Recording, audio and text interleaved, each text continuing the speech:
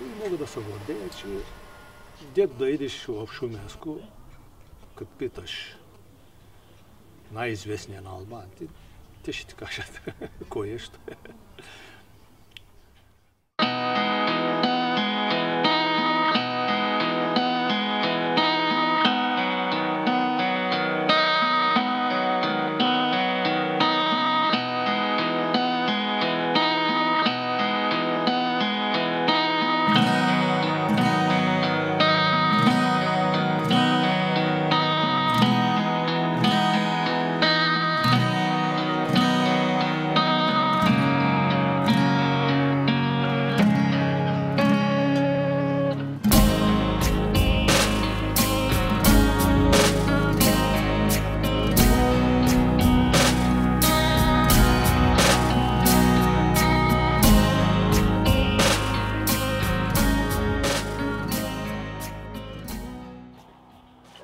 Да ви се представя, казвам Сатифик.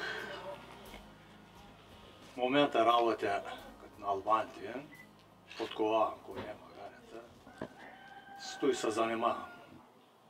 Преди 20 години бях комбайнер към Белокопитово на базата. Преди бях 3 години към Шумен, Копнедел, като търговделец.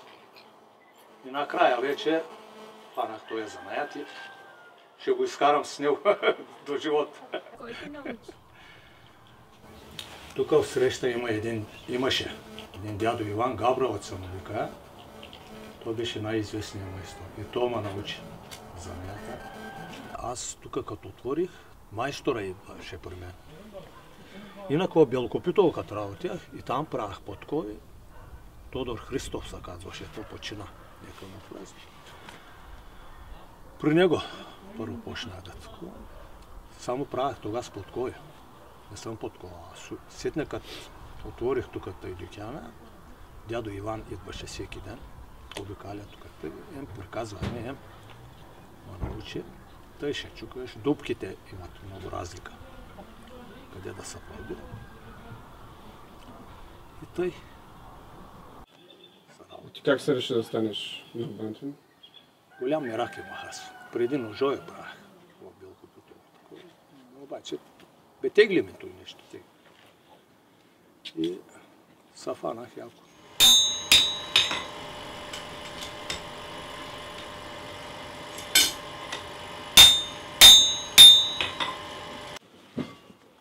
Паля лъжака веднага. Почвам да чукам, да приготвям подкови. Доди ли клиент, спирам, веднага подковавам, изпращам го и пак. Тъй ми минава деня. На ръката си часовник нямаш, на главата си началник и ако се наложи 10, 12, 15 часа съм работил.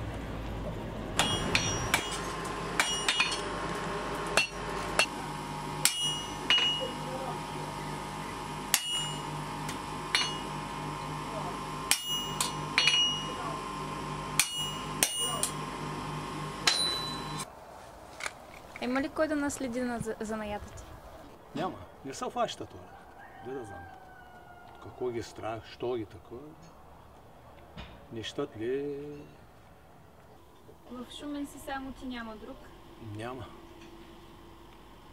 Тук и в окръга няма. Сега. То има едни, мъчат се да подковат, от магазина купуват, готови подкови.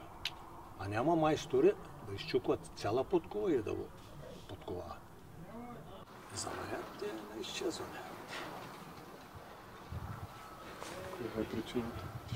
Причината, де да знам сега, дали нямат миракли, какво е тото и нещо. Не се фащат.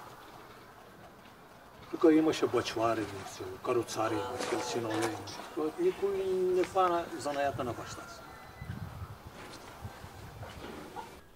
Вот възрастен човек на железари не ставало, той било.